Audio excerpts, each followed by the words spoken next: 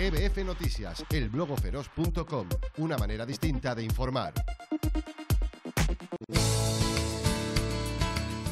Como digo yo, que la tengo que acuñar, la frase, aquello de que la discapacidad no pide permiso. Para nuestra salud, a quien deberíamos hacerle caso son a las agencias de salud pública. Estamos en el podio de las comunidades que tenemos más pacientes por millón de población en diálisis. Me comí su hígado acompañado de habas y un buen Chianti. Vives en mí, como un mar en calma, pan del alba, vives en mí. Gesto de amor, alma y razón, como una simiente que da la gente, vives en mí.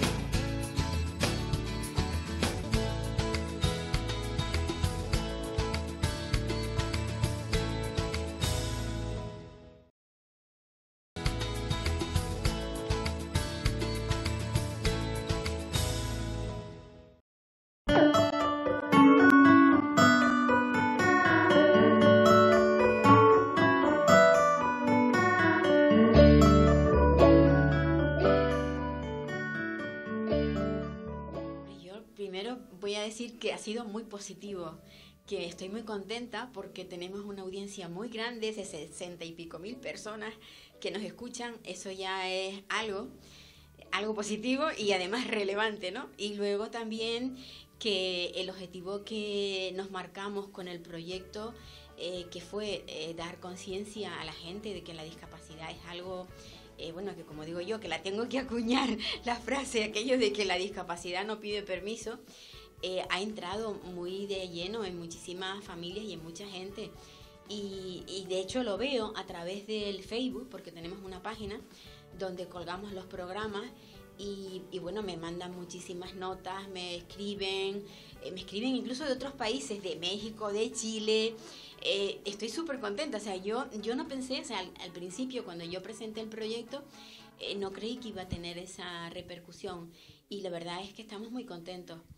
Yo no sé cuánto duraremos más, pero 7 años son muchos y me han dicho que es el programa de más larga duración con respecto a esta temática, ¿no? Porque la discapacidad es algo que no es comercial, no da dinero, pero es algo que está en la sociedad y que no tenemos que olvidar que más del 10% de la población mundial sufre o ha sufrido en algún momento una discapacidad. Y eso es muy importante. Y luego que la discapacidad no es un problema familiar, es un problema social. Entonces, bueno, yo me paso el tiempo dando la vara y que valga la expresión para que los políticos entiendan que la discapacidad existe, pero que hay que resolverla y que hay que tener, hay que crear centros, hay que crear recursos para que las personas cuando tienen una discapacidad pues tengan donde poder acudir, ya sea de pequeños o de mayores, porque ya cuando son mayores, llegados ya somos ancianos, que yo estoy más próxima que otras personas, ¿no? Vamos a ser dependientes.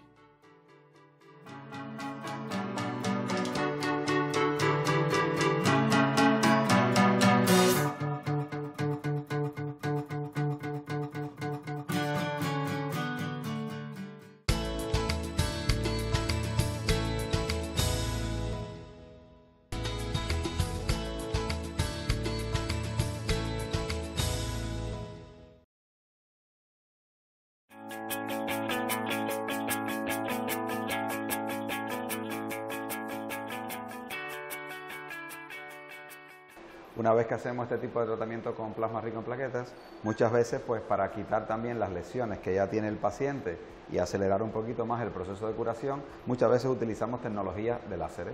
Por ejemplo, nosotros tenemos una plataforma láser, aquí una de las más grandes que hay ahora mismo en Canarias, que incorporamos varias tecnologías como puede ser por ejemplo la luz pulsada, láseres de neodimio de pulso corto, también tenemos láseres con luz pulsada para vascular y lesiones pigmentadas que se pueden combinar con el mismo cabezal. Tenemos también láseres de Herbio para hacer rejuvenecimientos faciales y para eliminar todo este tipo de lesiones a nivel superficial. Podemos quitar todo lo que son vasos sanguíneos, incluso también tenemos posibilidad de quitar también venas y vasos mayores, ¿vale? Pero en este caso de la paciente que le hemos hecho tratamiento de plasma, le vamos a quitar algunos tipos de lesiones que suelen aparecer por el tema del fotoenvejecimiento y la exposición solar prolongada. Vamos a utilizar aquí un láser de Erbio, en este caso, con un spot de 4 milímetros para quitar lesiones pequeñas. Como se pueden observar aquí, tiene unas lesiones pequeñitas y vamos a cauterizarla. Como puede ver, solamente emite un disparo y prácticamente la lesión desaparece en el momento. Posteriormente a esto se produce un proceso de curación que suele tardar aproximadamente 1 semana a 10 días. El paciente, una vez que se hace el tratamiento, debe de evitar exponerse al sol para evitar la pigmentación y no quitarse la costra, porque la costra es parte del proceso de renovación celular. Como pueden ver, ¿duele? ¿Sientes algo? Nada. Es un proceso totalmente indoloro, no hace falta colocar tampoco ningún tipo de anestésico, porque son láseres que actúan en muy corto periodo de tiempo y prácticamente no se percibe el dolor. Aquí lo que estamos haciendo es haciendo una evaporación de las células del estrato más superficial, del estrato córneo de la piel, pues la capa más superficial,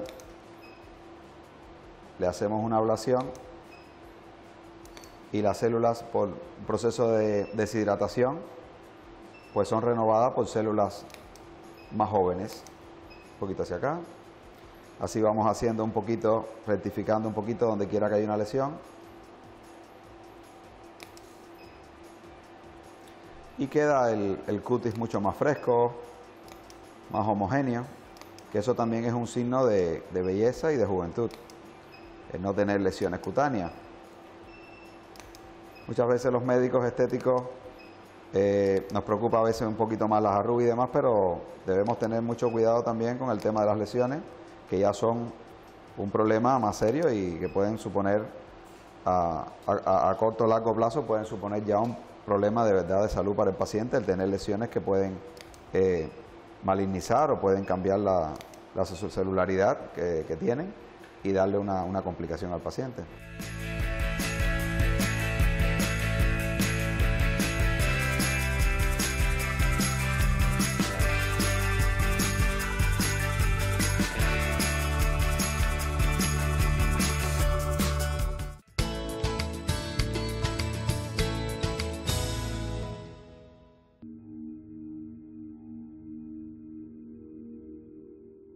Hay una cosa que se llama la educación para la salud, que creo que quizás sea el campo al que dedico mi interés.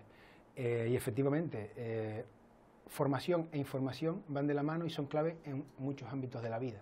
Y en el de la salud es, no sé si es afortunado, desgraciadamente es meridiano, es clave. Hacemos muchas cosas en nuestro día a día pensando que quizás es lo más adecuado, porque nos basamos en una serie de cosas que nos han llegado que quizás no sean de los lugares más apropiados para que nos lleguen. Siempre digo que para nuestra salud, a quien deberíamos hacerle caso son a las agencias de salud pública, agencias gubernamentales de salud pública, cuyo mensaje es claro y meridiano, es muy sencillo, se podría decir en dos frases. Pero claro, ese mensaje convive en un entorno con otros cientos de miles de mensajes que quizás van por otra línea. Desbrozar ese camino, difícil, titánico, casi utópico, creo que es algo que hay que hacer, con más o menor efectividad, pero que hay que hacer, porque desgraciadamente, y ya centrándonos en nuestra comunidad, nuestros indicadores de salud requieren de eso y de mucho más.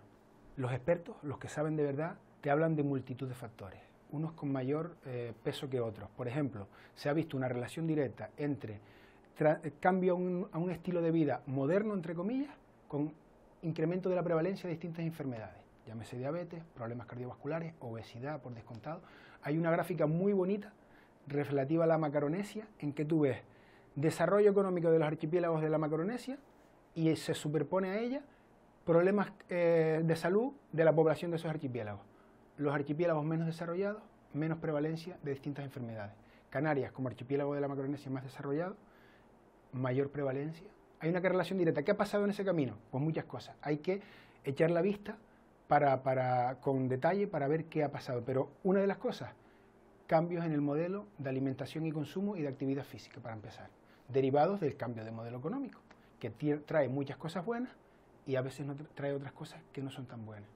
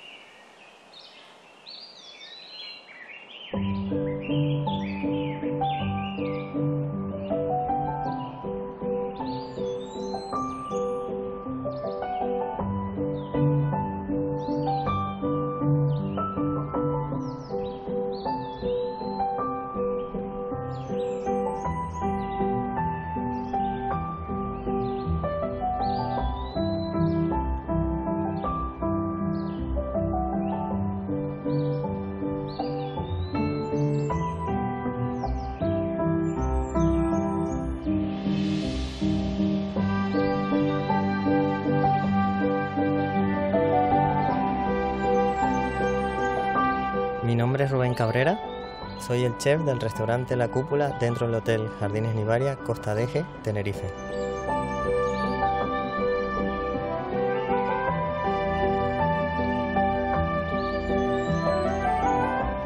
Mi propuesta está basada en el aguacate.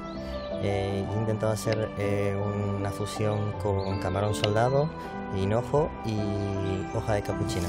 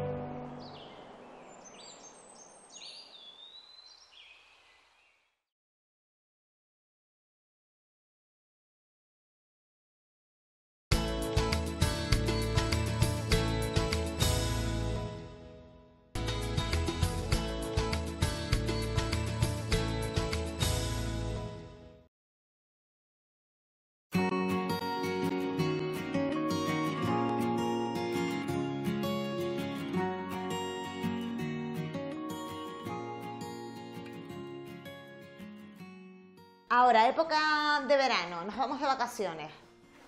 Evitar siempre el estar descalzo dentro de una habitación de un hotel. Normalmente se limpian muy minuciosamente, pero no lo sabemos. Además, venimos con las zapatillas, con las cholas de la playa, que nos hemos ido a caminar, siempre vamos a llevar suciedad en los zapatos y luego si andamos descalzos en esa superficie no nos podemos contaminar. Sobre todo, cuidado en los baños. Por muy bien que se limpien con lejía, pueden quedar restos. Entonces, cuando vamos a un sitio, un hotel, un balneario, un spa, a la piscina del pueblo, donde sea, siempre ir con zapatos, con una cholita, nunca ponernos descalzos, evitar andar descalzos en los bordillos de las piscinas, en las playas, evitar estar descalzos en las duchas y nada más. Visualización, después del verano en torno a octubre es cuando aparece el papiloma.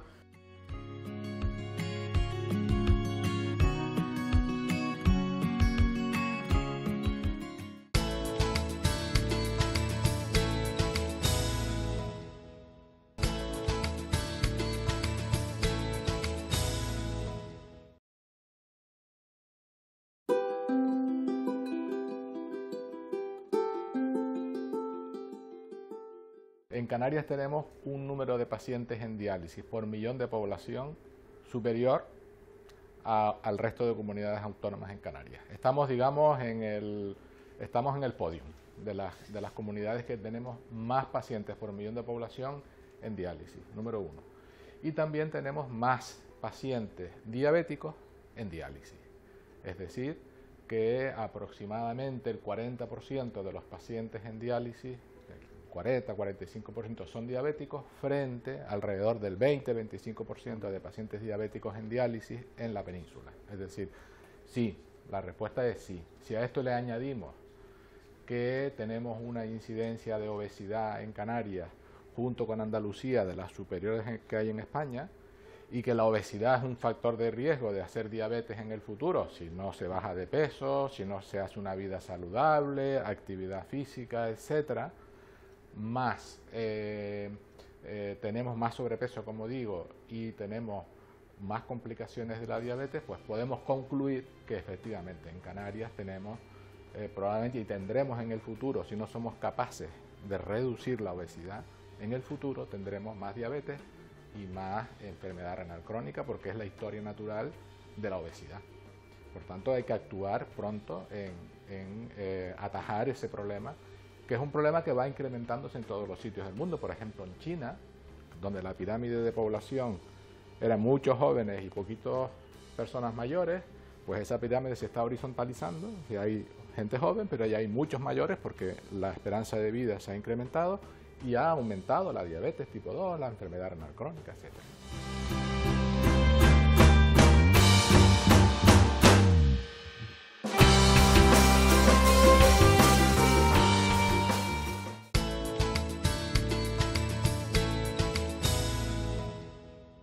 De mujer a mujer, he depositado mis esperanzas en una nueva sociedad, la sociedad cooperativa.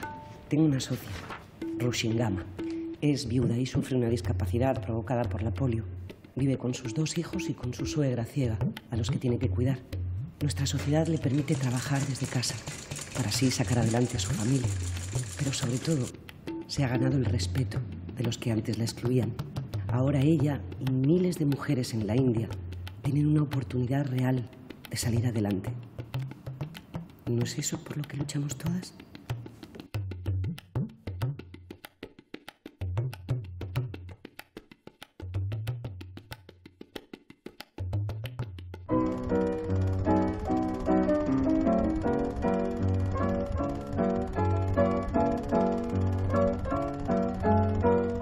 Jonathan Demme hizo una película muy interesante llamada El silencio de los corderos, donde reflejaba la historia de otro asesino en serie muy interesante. Aníbal Lecter, interpretado magistralmente por Anthony Hopkins. Es un hombre de unos gustos exquisitos, no solamente para la música, ya que era un gran melómano, sino también para la cocina. Lo que pasa de que su comida era muy curiosa. ¿Por qué? Porque practicaba el canibalismo. El verlo precisamente contar cómo comía partes de sus víctimas es una de las cuestiones más interesantes del cine dentro del hecho social de comer. Lo que ocurre es que, lógicamente, esta película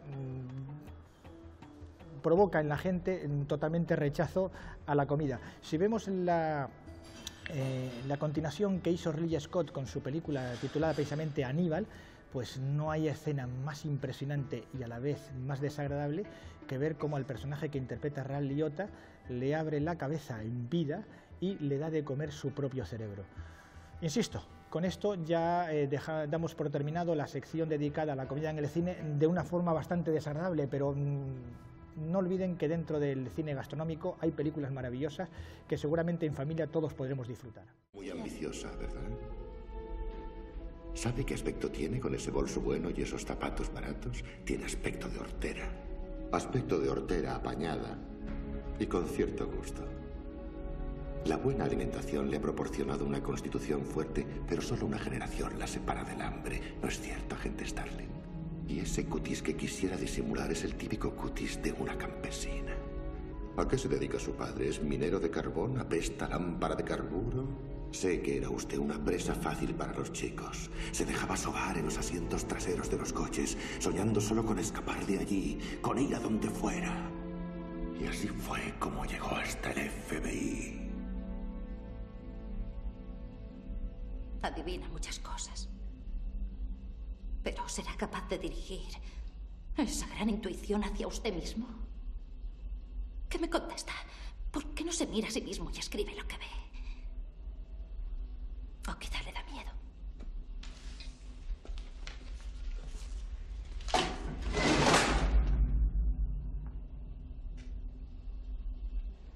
Uno del censo intentó hacerme una encuesta.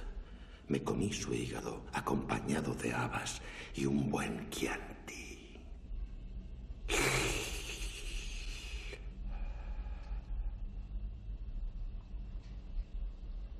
Vuela a la escuela, pajarillo. Vuela, vuela, vuela, vuela. Vuela, vuela, vuela, vuela. Vuela, vuela, vuela, vuela.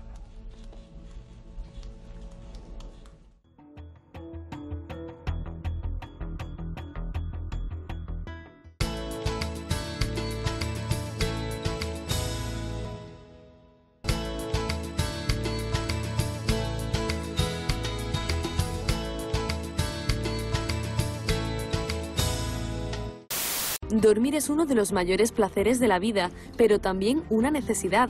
Según algunos estudios, nuestro cuerpo y mente requieren 8 horas mínimas de sueño diario para que funcionen de forma adecuada.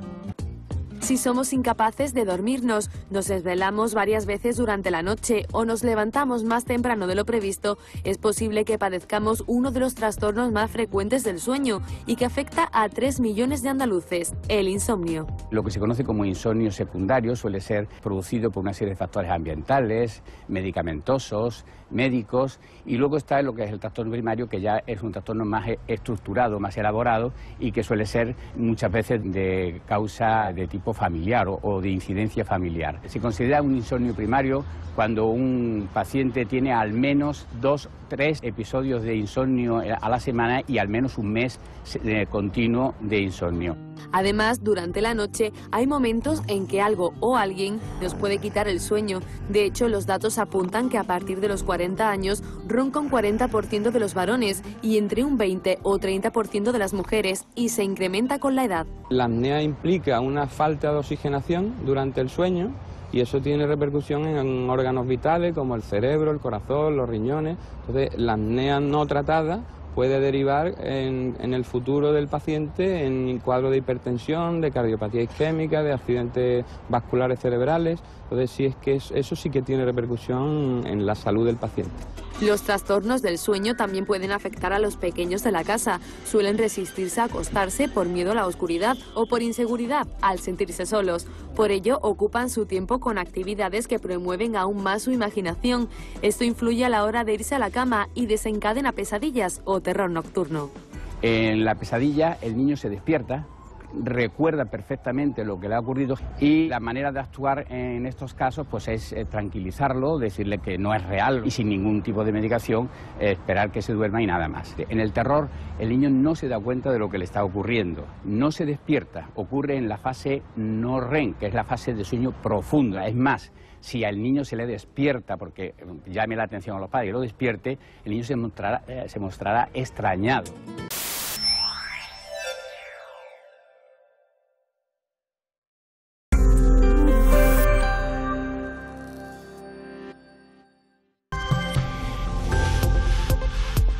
EBF Noticias, elblogoferoz.com, una manera distinta de informar.